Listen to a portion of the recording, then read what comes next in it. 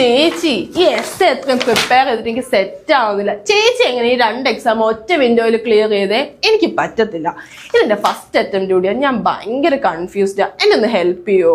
ഇത്ര ഉള്ളായിരുന്നോ കാര്യം? ഇതിനാണോ നീ ഇത്രയും ടെൻഷൻ അടിക്കുന്നത്? ഇത് നമുക്ക് സോൾവ് ചെയ്യാം. നീ ബാ. ഇത് ഇത്ര ടെൻഷൻ അടിക്കാനുള്ള കാര്യമൊന്നുമില്ലടാ. ഞാൻ നിനക്ക് കുറച്ച് ടിപ്സ് ഷെയർ ചെയ്തുതരാം. നീ അതൊന്ന് ഫോളോ ചെയ്ത് നോക്ക്. നിനക്ക് 100% റിസൾട്ട് കിട്ടും.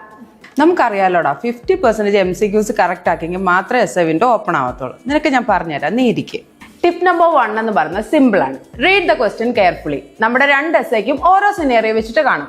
അപ്പൊ ഈ സിനേറിയോക്ക് വരുന്ന സബ് ക്വസ്റ്റ്യൻ എല്ലാം അറ്റൻഡ് ചെയ്യാൻ വേണ്ടി സിനേറിയോ പിന്നെയും വായിക്കാൻ നമുക്ക് ബുദ്ധിമുട്ടായിരിക്കും. സോ ആദ്യം തന്നെ സിനേറിയോ നന്നായി വായിക്കുക. Tip number 2, use bullet point for key ideas. നമ്മൾ ഒരു പാരഗ്രാഫായിട്ട് വലിച്ചു വാരിയൊക്കെ എഴുതുന്നതിലും ബെറ്റർ എപ്പോഴും നമ്മുടെ അട്രാക്റ്റീവായിട്ട് തോന്നും നമ്മൾ പോയിന്റ് വൈസ് എഴുതുന്നതായിരിക്കും. So use points. Tip number 3, put proper sign. നിങ്ങളോട് ഒരു എമൗണ്ട് കാൽക്കുലേറ്റ് ചെയ്യാൻ പറയുകയാണെങ്കിൽ അതിന് നിർബന്ധമായി നിങ്ങൾ $sign ആൻസറിന് കൊടുക്കേണ്ടതാണ്.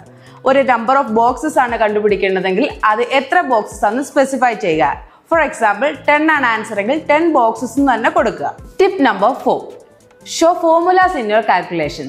ഫോർ എക്സാമ്പിൾ, ഇപ്പോൾ നിങ്ങളുടെ കറണ്ട് റേഷ്യോ കാൽക്കുലേറ്റ് ചെയ്യാൻ ചോദിച്ചിരിക്കുകയാണെങ്കിൽ കറണ്ട് റേഷ്യോയുടെ ഫോർമുല എന്താണെന്ന് ആദ്യം ഒന്ന് സ്പെസിഫൈ ചെയ്യുക. അതിനകത്തേക്ക് നമ്മുടെ ക്വസ്റ്റ്യൻ തന്നേക്കുന്ന നമ്പേഴ്സ് അപ്ലൈ ചെയ്തതിന് ശേഷം മാത്രം ലാസ്റ്റ് നമ്മൾ ആൻസർ എഴുതുക. ഓക്കെ, ഫൈനൽ ടിപ്പ് എന്താണെന്ന് വെച്ചാൽ പ്രോപ്പർലി മാനേജ് ദ ടൈം. നമുക്ക് 1 hour ആണ് എസ്സേക്ക് പ്രൊവൈഡ് ചെയ്തിരിക്കുന്നത്. ഈ 1 hourൽ 2 എസ്സേ കംപ്ലീറ്റ് ചെയ്യണം. സോ ഒരു എസ്സേക്ക് 30 minutes എന്ന രീതി പ്രോപ്പറായിട്ട് ടൈം മാനേജ് ചെയ്യുക. നമ്മളോട് 2 പോയിന്റ്സ് ഒക്കെയാണ് മെൻഷൻ ചെയ്യാൻ പറയുന്നതെങ്കിൽ ക്വസ്റ്റ്യനിൽ ആ 2 പോയിന്റ് മാത്രം എഴുതുക. ഇൻ കേസ് ലാസ്റ്റ് നിങ്ങൾക്ക് ടൈം അവൈലബിൾ ആണെങ്കിൽ മാത്രം എഗെയിൻ പോയിട്ട് പോയിന്റ് ആഡ് ചെയ്താൽ മതി. Essay questions are not scary if you approach them with the right strategy. Follow this structure in your practice and I guarantee you will see the improvements in your score.